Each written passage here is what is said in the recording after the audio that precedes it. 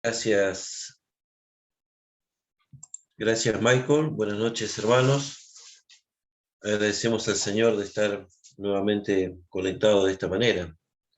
¿Se está escuchando bien? No sé, Roberto, Michael. Bien, bien, bien. Bueno, muchas gracias. En esta noche vamos a compartir un pensamiento en las Sagradas Escrituras acerca de las miradas que se dirigieron a la persona de Cristo Jesús. Aquellos rostros que miraron al Señor Jesús, aquellos ojos que se dirigieron al Señor Jesús, y vamos a mirar algunos ejemplos que tenemos en las Escrituras.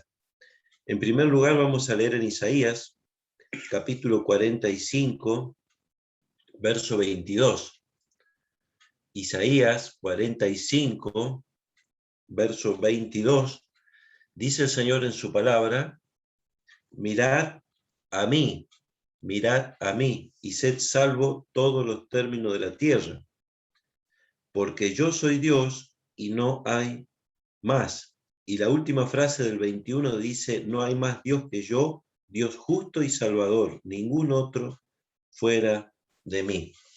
Y vuelvo a repetir esta frase del versículo 22: mirad a mí y sed salvo todos los términos de la tierra. Y así sucedió, hermanos, cuando el Señor Jesús estuvo aquí en la tierra. ¿Sí? El Señor dice: mirad a mí todos los términos de la tierra.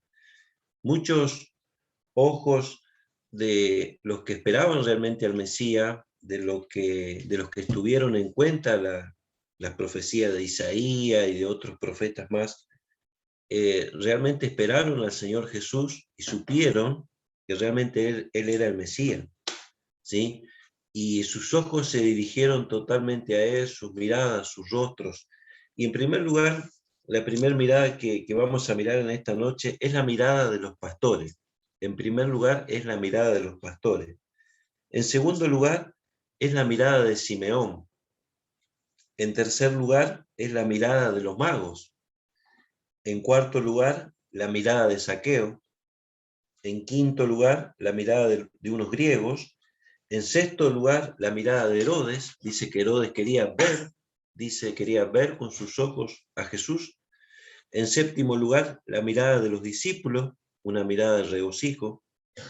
En octavo lugar, la mirada de Tomás, la mirada de la duda. Y noveno y último lugar, la mirada de la gloria de Juan. No me quiero adelantar, pero Juan dice: cuando le vi, caí como muerto a sus pies. Pero vamos a empezar por el primer punto. La mirada de los pastores, hermanos. Dios, tenemos en las Escrituras, vamos a ir buscando mientras, Lucas capítulo 2, versículo 15. Lucas 2, 15.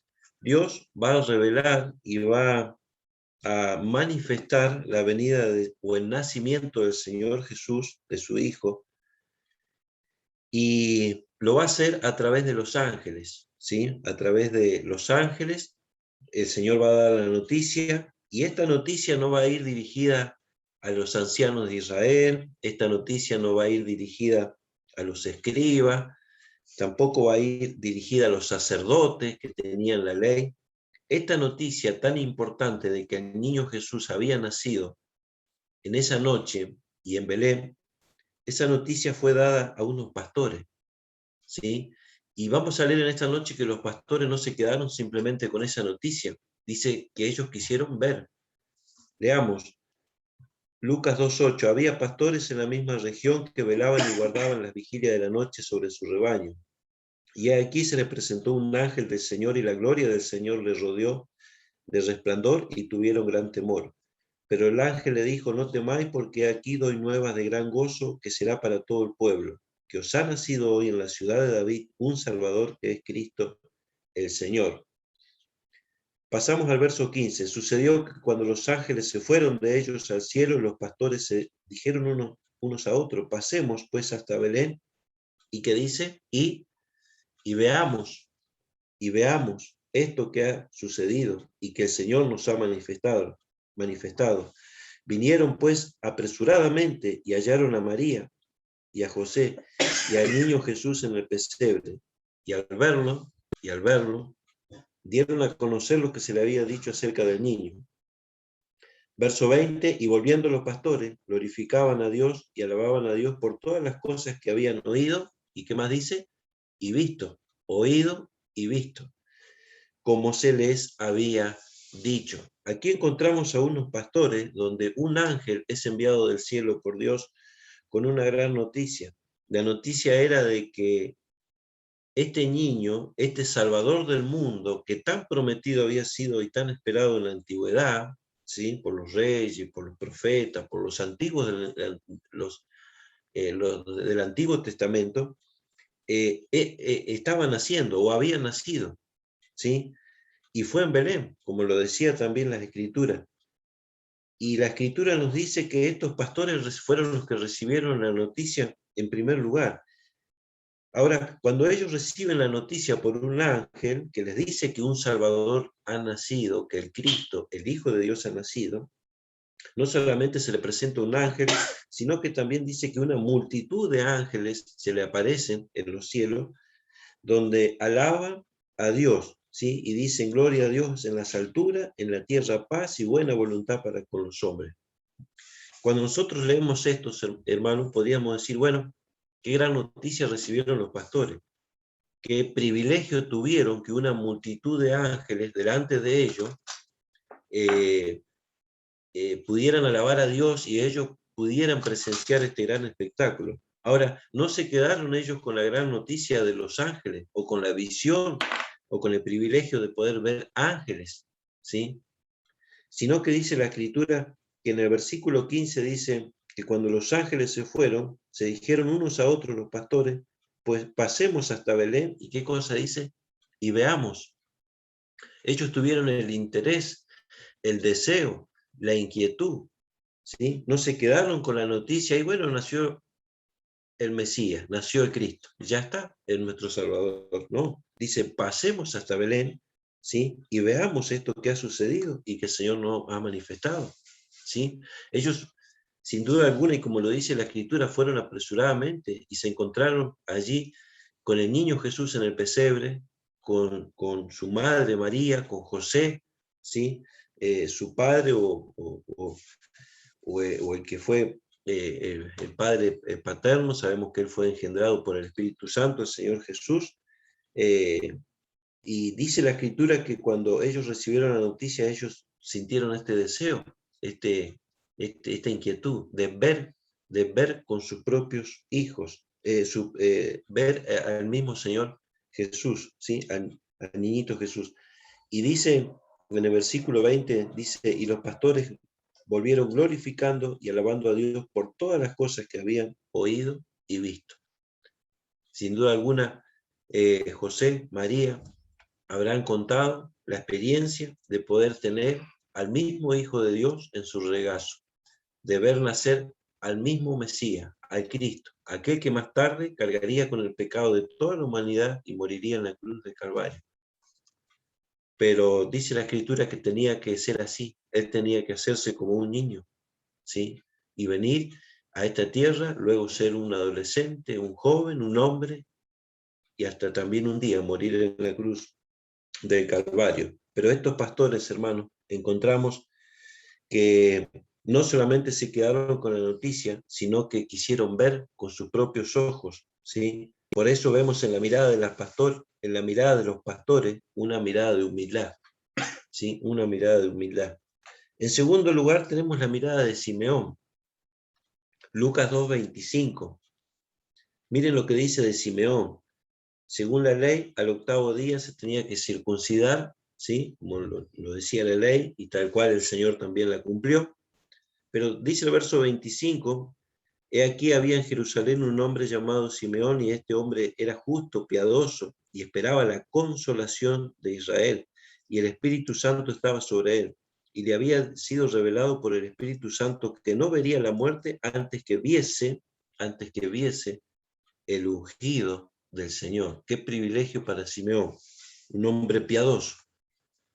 Y movido por el Espíritu vino al templo, y cuando los padres del niño lo trajeron al templo para hacer conforme al rito de la ley, Él lo tomó en sus brazos y bendijo a Dios diciendo: ahora, Señor, despide a tu siervo en paz conforme a tu palabra, porque han visto mis ojos tu salvación, la cual has preparado en presencia de todos los pueblos, luz para la revelación de los gentiles y gloria de tu pueblo Israel. Qué privilegio el de Simeón, ¿sí? Un hombre piadoso, un hombre sobre el cual estaba el Espíritu Santo y que Dios le había revelado que no vería muerte hasta qué cosa, hasta que él mismo no viera al Señor, ¿sí? Al Señor ya nacido, siendo un niño. Y dice la Escritura que cuando este niño por su padre fue llevado al templo según el rito para ser circuncidado el 8º día, estaba allí Simeón, ¿sí? Y dice que él lo conoció, él se dio cuenta. Dios se lo reveló, hermanos. Y dice en el verso 28, él lo tomó en sus brazos y bendijo a Dios diciendo: ahora, Señor, despide a tu siervo en paz conforme a tu palabra, porque han visto mis ojos tu salvación. Simeón sabía, hermanos, que un día un niño nacería en esta tierra y no sería un niño más o un niño común, sería el Hijo de Dios. Había una profecía, o hay una profecía en Isaías capítulo 9, versículo 6, donde dice: un niño nos es nacido y un hijo os es dado. Un niño nos era nacido para nosotros y un hijo nos era dado para nosotros. Y como dice aquí, tanto para los judíos como también para los gentiles. Nosotros somos gentiles, hermanos, no somos judíos. Pero la salvación también ha venido para nosotros, para todo el mundo, dice la Escritura. No solamente para una nación, para cierta clase de gente y para otros no, sino que es para todo el mundo. Y dice Simeón, cuando él tomó al niño en sus brazos, dijo estas palabras: despide ahora a tu siervo en paz, oh Dios. ¿Por qué? Porque mis ojos han visto tu salvación. Simeón, al tener al niño Jesús, al Señor Jesús en sus brazos, él pudo ver la salvación. Aunque era aún un niño y todavía no había muerto, Simeón sabía que ese niño, 33 años más tarde, moriría en la cruz del Calvario por toda la humanidad. Por eso dice él, dice aquí: han visto mis ojos tu salvación. La salvación que Dios traería al mundo entero sería a través de un niño, como dice Isaías, de un hijo, ¿sí? Que vendría y luego crecería y también moriría en la cruz. La mirada de Simeón, una mirada de un anciano. En tercer lugar, tenemos la mirada de los magos. Los magos sintieron también esa necesidad, esa inquietud de poder ver al Señor Jesús. Mateo capítulo 2, versículo 2. Dice la Escritura, o versículo 1, Mateo 2:1, cuando Jesús nació en Belén de Judea en días del rey Herodes, vinieron del oriente a Jerusalén unos magos. Magos no significa que practicaban la magia o brujería o cosas así. Cuando dice mago, la Escritura aquí está refiriéndose a que eran personas que se dedicaban a estudiar las estrellas y bueno, las estrellas que están en los cielos, los tiempos, pero no significa que eran personas que practicaban la magia. Dice, vinieron del oriente a Jerusalén los magos, diciendo: ¿dónde está el rey de los judíos que os ha nacido? Porque su estrella hemos visto en el oriente y venimos a adorarle. Qué interesante, ¿no? ¿Dónde está el rey de los judíos? Salteamos un poco de versículo para que no nos lleve tanto tiempo. Verso 9. Ellos, habiendo oído al rey, se fueron, y aquí la estrella que habían visto en el oriente iba delante de ellos, hasta que llegando se detuvo sobre donde estaba el niño, y al ver la estrella se regocijaron con muy grande gozo. Y al entrar en la casa vieron al niño con su madre María, y postrándose le adoraron, y abrieron sus tesoros, y ofrecieron presentes, oro, incienso y mirra. Dice el verso 11, que al entrar en la casa vieron al niño, al Señor Jesús, con su madre María, y postrándose le adoraron.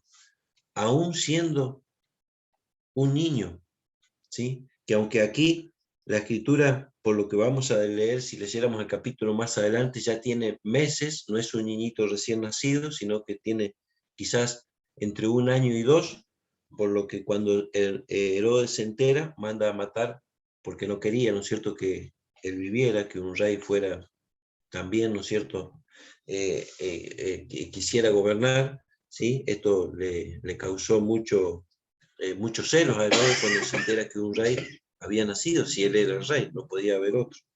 Entonces, cuando él se entera de esta noticia por los magos, ¿qué pasa? Manda a matar a todos los niños menores de 2 años, ¿sí? Calculando él que de esa edad para abajo, el niño Jesús moriría también si él mandaba a matar a todos los niños de 2 años para abajo, ¿sí? Pero dice la escritura que estos magos vieron una estrella. El Señor les indicó y los vio a través de una estrella, y esa estrella los llevó hasta donde estaba el niño. El niño ya no estaba en el pesebre, estaba en una casa, lo hemos leído en el versículo 11, y lo que dice de estos magos, hermanos, dice que cuando vieron al niño, se postraron y le adoraron, aún siendo un niño de meses nada más, recibió adoración. ¿Y saben por qué? Porque estos magos sabían que ese niño, a pesar de que era un niño muy, pero muy pequeño, era el Hijo de Dios, era el Mesías, era el que traería salvación al mundo entero, ¿sí? Y me llama la atención porque tanto a Herodes le dijeron, venimos a adorarle. Y así fue cuando le vieron y entraron en la casa, le adoraron y le ofrecieron presentes, oro, incienso y mirra, ¿sí? Y al Señor le agrada nuestra adoración, ¿sí? Dice el Señor que tales adoradores busca al Padre, que le adoren en espíritu y en verdad. Aquí tenemos unos magos que adoraron al Señor, y aún siendo un niño, Él recibió la adoración. Por eso decimos que la mirada de los magos, una mirada de extranjero, pero una mirada de adoración también. En cuarto lugar tenemos la mirada de Zaqueo.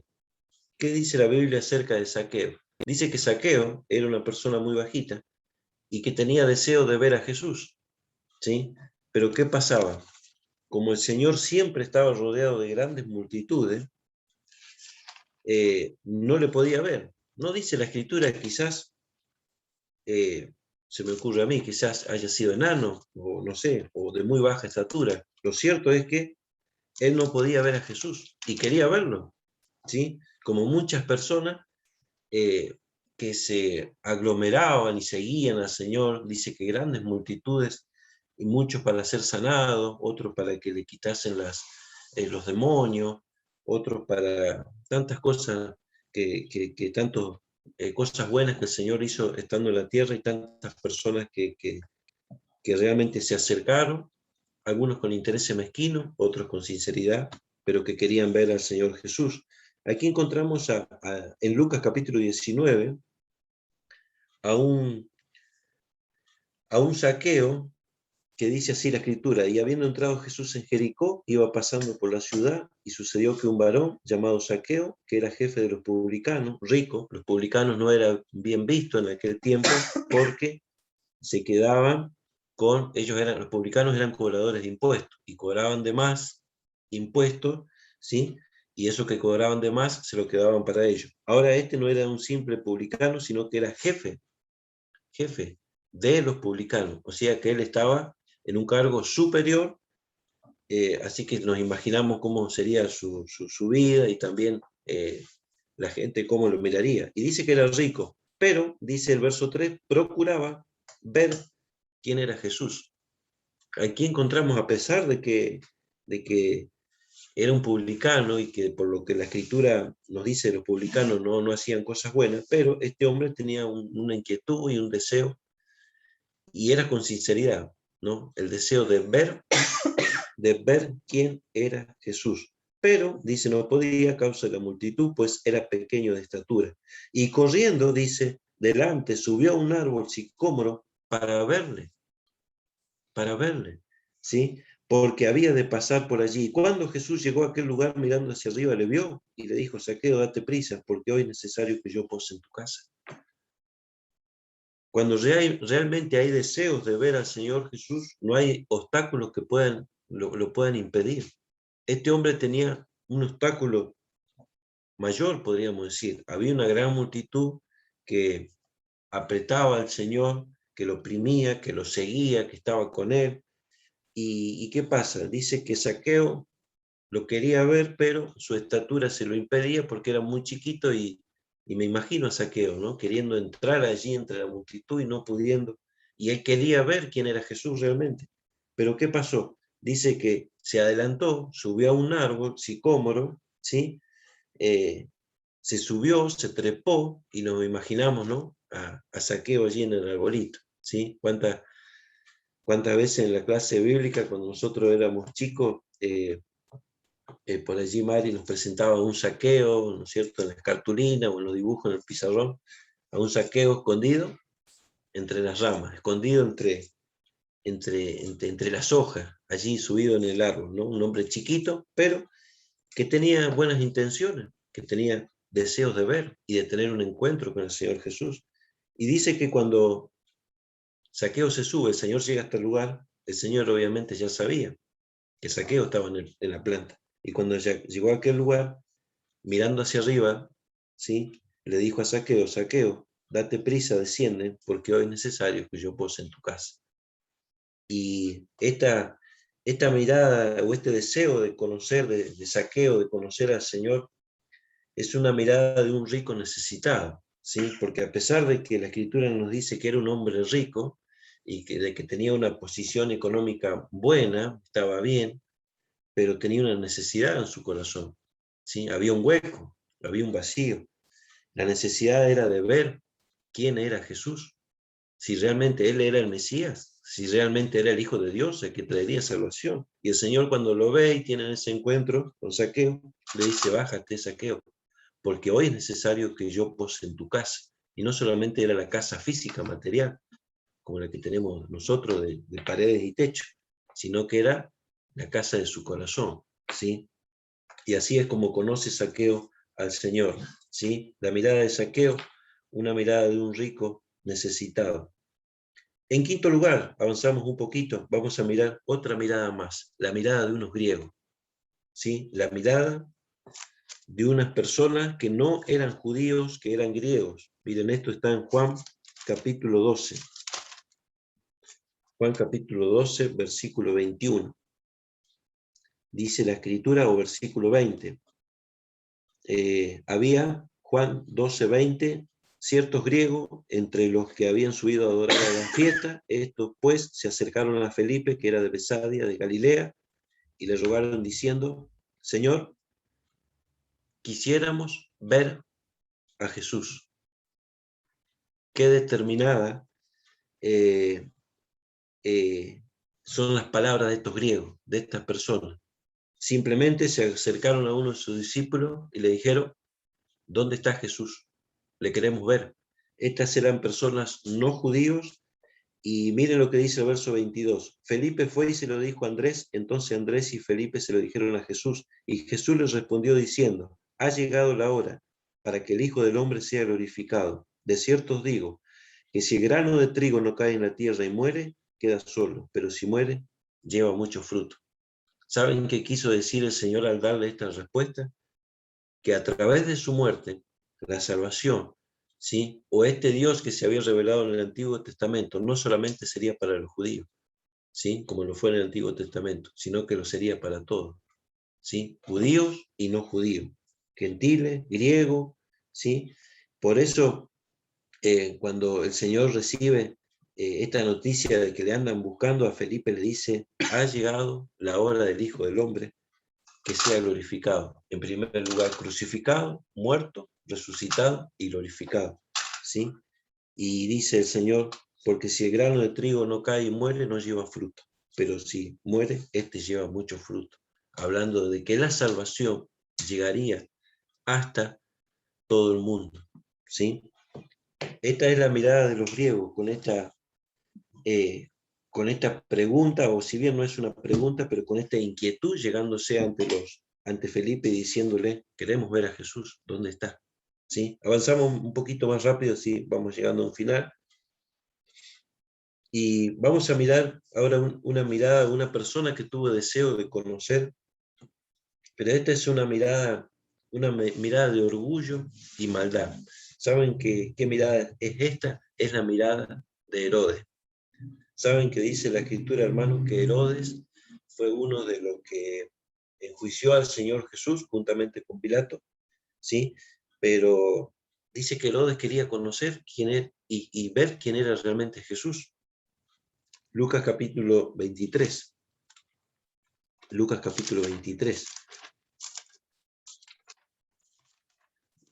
23, 8, dice la Escritura, o 6, dice entonces Pilato, yendo a decir Galilea, preguntó si el hombre era Galileo, y al saber que era de la jurisdicción de Herodes, le remitió a Herodes, que en aquellos días también estaba en Jerusalén. Estoy leyendo Lucas 23, 8.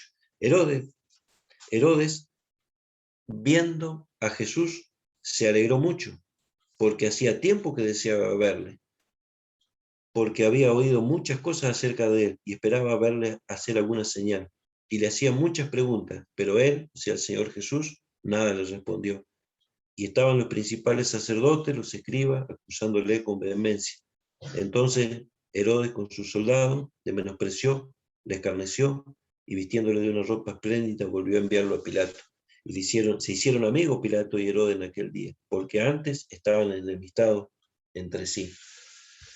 Una mirada, hermano, llena de orgullo y maldad. Este hombre tenía deseo de ver a Jesús. Dice que se alegró mucho cuando le trajeron al Señor Jesús delante de él. ¿Sí? ¿Por qué? Porque deseaba verle y deseaba conocerle. Pero ¿saben para qué era? No era para poder verle como el Mesías, como el Hijo de Dios, no, sino para burlarse de él y escarnecerle. Dice la Escritura que había oído muchas cosas acerca de él y esperaba verle hacer alguna señal. ¿Qué habrá pasado por la mente de Herodes en aquel momento? ¿Sí? ¿Qué hombre más desafiante delante de la persona del Hijo de Dios, de Cristo, de Dios mismo? ¿Sí? Dice que deseaba verle. Y cuando le vio, le empezó a preguntar y pretendía que el Señor hiciese delante de él alguna señal o algo sobrenatural para que pudiera ver o demostrar que realmente él era hijo de Dios. Y le hacía muchas preguntas, dice el verso 9. Pero él, dice el Señor, hablando del Señor Jesús, nada le respondía.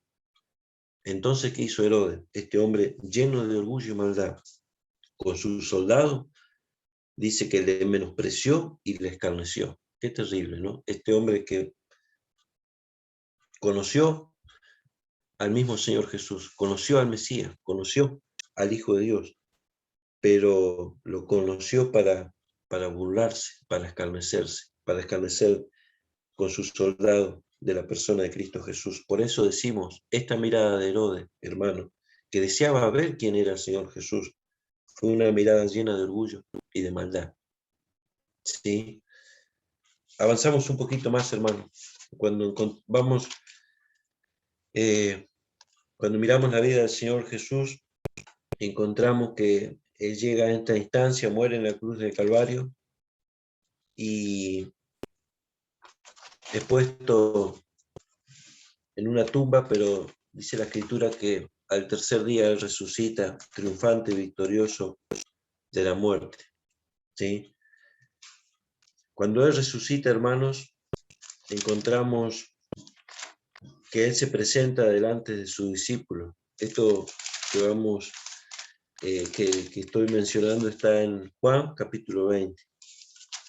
Juan capítulo 20, versículo 19. Juan 20, 19. Cuando el Señor Jesús muere, es puesto en la tumba, el tercer día resucita, y el mismo día que resucita, el día domingo, ese mismo día, por la noche, se aparece a su discípulo, ¿sí? Dice, verso 19 del capítulo 20 de Juan, cuando llegó la noche de aquel mismo día, el primero de la semana, estando las puertas cerradas en aquel lugar, en el lugar donde los discípulos estaban reunidos por miedo de los judíos, vino Jesús y puesto en medio le dijo, paz a vosotros. Y cuando le hubo dicho esto, le mostró las manos y el costado. Y los discípulos, ¿qué dice la Escritura? Se regocijaron, ¿cómo dice? Viendo al Señor. Ellos pensaban, hermanos, que si bien el Señor les había dicho un montón de veces que Él moriría, pero al tercer día resucitaría, no podía quedar allí en la tumba, Él iba a resucitar, a ellos siempre les costó entender, como seguramente a nosotros también nos hubiera costado, ¿sí? Entender y recibir cómo que esto sería así. Y dice que en el mismo día que Él resucitó, se le aparece y se le pone en medio de donde ellos estaban reunidos, ¿sí? Y hay algo que hace el Señor, ¿sí? Dice que Él les muestra sus manos y sus costados, ¿sí? ¿Qué había en sus manos? Estaban los agujeros de los clavos, y en su costado, ¿qué había? Estaba el agujero de su lanza, ¿sí? Estos fueron pruebas, hermanos, que fueron, como dice aquí en Hechos, ¿no? Pruebas indubitables, pruebas fehacientes, ¿sí? No era un ángel, no era otra persona, no era una visión, no era un sueño que ellos estaban viviendo, ¿no? Era la realidad del mismo Cristo, del mismo Señor, que había estado por tanto tiempo con ellos, ahora había muerto, pero también había resucitado. ¿Y con qué pruebas se mostraba? Con las pruebas de las marcas de la cruz, su costado, sus manos, sus pies. Pero ahora dice la Escritura, hermano, que en el verso 20, al final, dice, y los discípulos se regocijaron viendo al Señor, al ver que realmente Él era el Señor y que estaba resucitado. Ellos se regocijaron, ellos le pudieron ver, ¿sí? Ellos pudieron contemplar, como va a escribir de luego en las cartas Juan, Pedro, dice, nosotros lo hemos visto, nosotros lo hemos contemplado, ¿sí? Con nuestros propios ojos, nosotros lo hemos palpado, dice Juan, Pedro, nosotros hemos estado con él, ¿sí? Y es así como tanto estuvieron con el Señor antes de ir a la cruz, como también después de haber ido a la cruz y de haber resucitado el Señor. Avanzamos un poquito, tenemos otra mirada, y es la mirada de la duda, ¿sí? Es la mirada de Tomás. Seguido el pasaje, versículo 24, de donde estamos, Juan 20, dice, Tomás, uno de los 12 llamado Dídimo, no estaba con ellos cuando Jesús vino, y le dijeron los otros discípulos, al Señor hemos visto.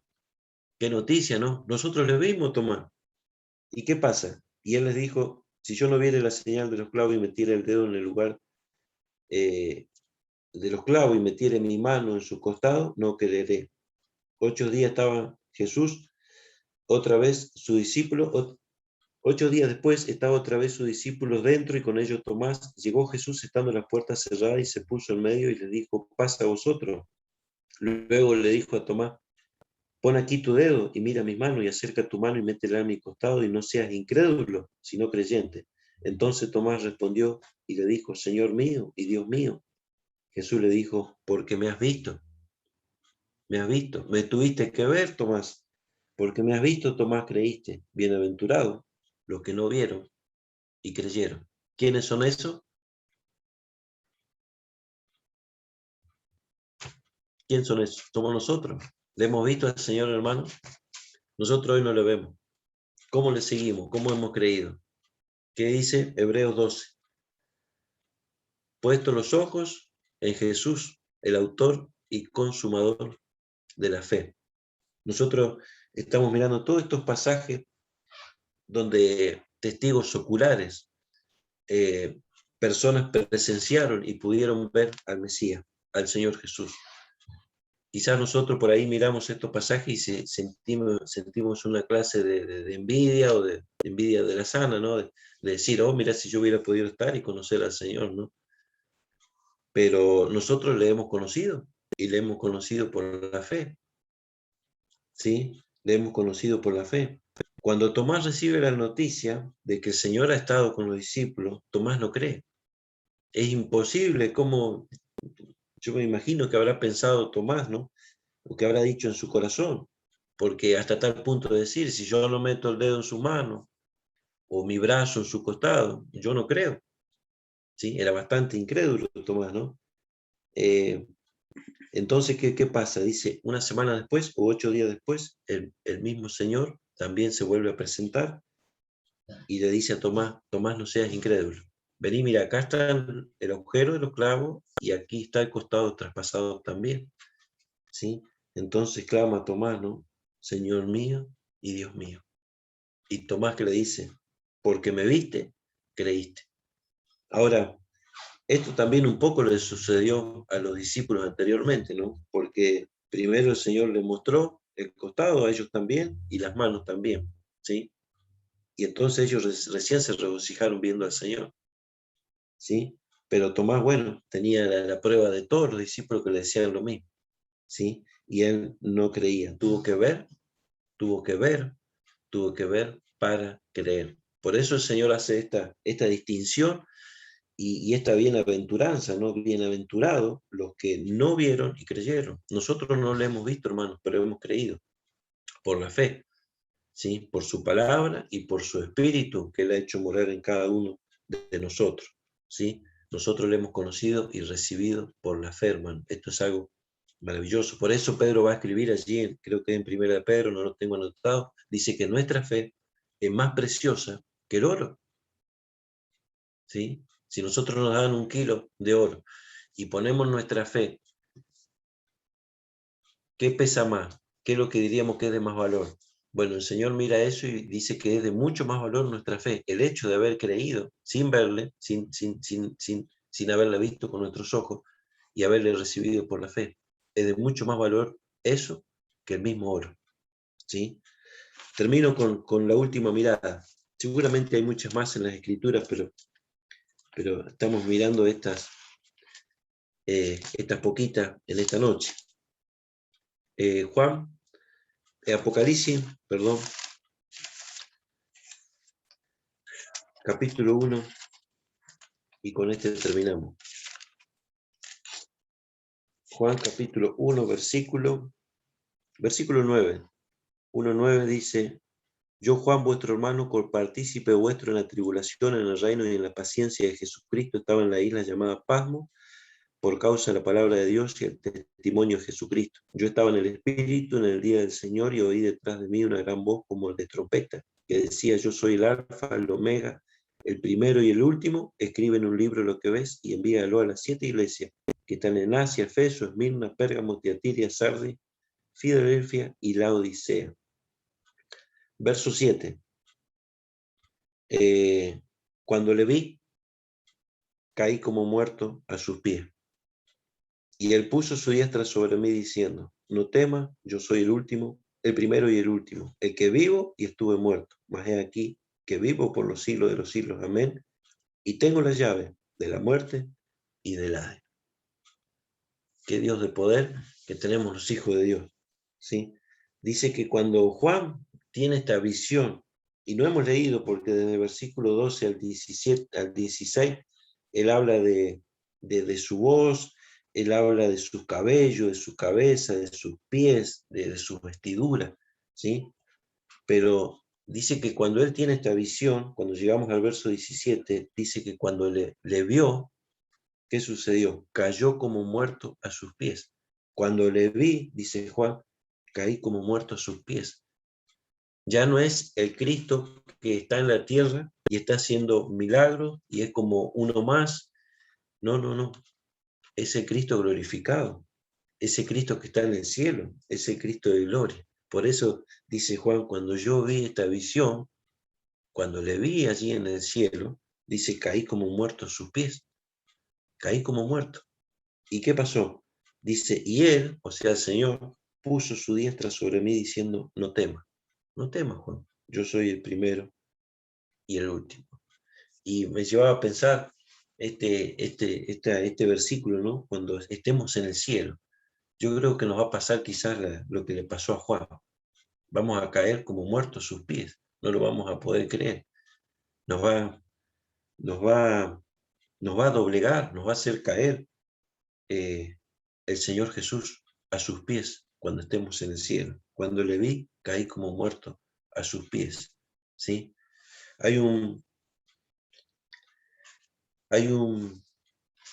himno que sabemos cantar, cara a cara espero verle. A ver si encuentro el himnario.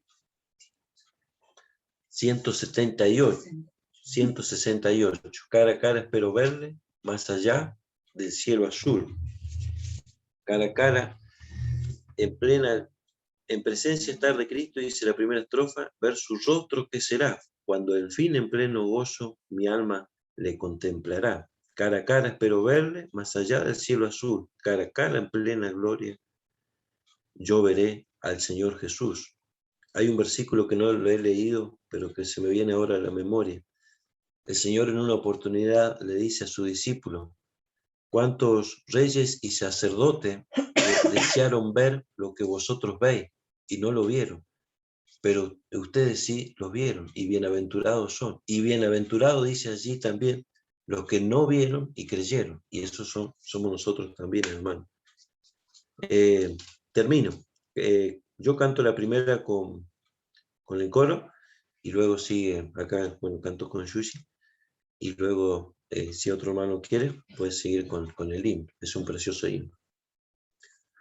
En presencia estar de Cristo, ver su rostro que será, cuando al fin en pleno gozo mi alma le contemplará. Cara a cara espero verle, más allá del cielo azul. Cara a cara en plena gloria, yo veré al Señor Jesús.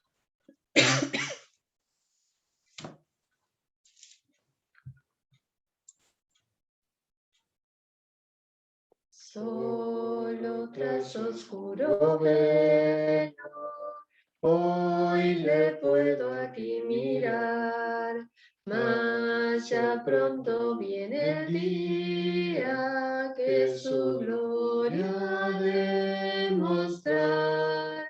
Cara a cara espero ver, más allá del cielo azul. Cara a cara en la gloria, yo veré al Señor Jesús. Cuánto gozo habrá con Cristo, cuando no haya más dolor, cuando cesen los peligros y ya estemos en su amor. Cara a cara espero verle, más allá del cielo azul. Cara a cara en plena gloria, yo veré al Señor Jesús. Cara a cara, cuán glorioso ha de ser así vivir, ver el rostro de quien quiso nuestras almas redimir. Cara a cara espero verle, más allá del cielo azul. Cara a cara en plena gloria, yo veré al Señor Jesús.